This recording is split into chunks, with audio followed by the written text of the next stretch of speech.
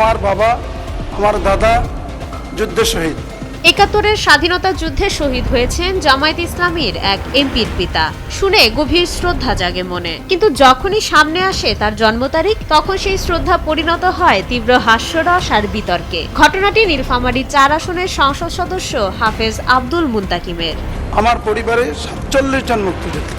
গত ১৪ জুন জাতীয় সংসদে সম্পূরক বাজেটের আলোচনায় অংশ নিয়ে তিনি দাবি করেন তার পরিবারে ৪৭ জন মুক্তিযোদ্ধা আছেন এবং তার বাবা দাদা উভয়ই মুক্তিযুদ্ধে শহীদ হয়েছেন। অথচ নির্বাচন কমিশনে জমা দেওয়া তার নিজের হলফনামা বলছে অন্য কথা। সেখানে উল্লেখ আছে আব্দুল মুন্তাকিমের জন্ম ১৯৮১ সালে। গাণিতিক সাধারণ জ্ঞানী বলে ১৯৭১ সালে মুক্তিযুদ্ধে শহীদ হওয়া পিতা ১০ বছর পর ১৯৮১ সালে সন্তান জন্ম দিতে পারেন না। দুই সারিতেই মুক্তিযোদ্ধারা আছেন, জেলজারিতেও আছেন, বিরোধী দলেও আছেন।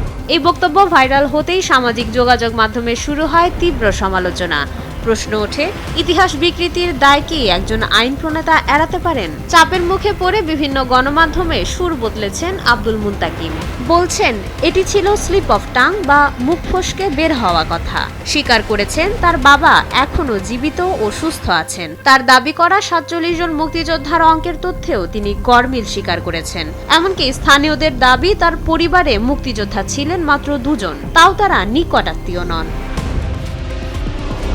সংসদে দেওয়া ভুল তথ্যের জন্য তিনি স্পিকারের কাছে সংশোধনী জমা দিয়েছেন, কিন্তু সামাজিক মাধ্যমে ছড়িয়ে পড়া হাস্যরস এখনো চালিয়ে যাচ্ছেন নেটবাসীরা।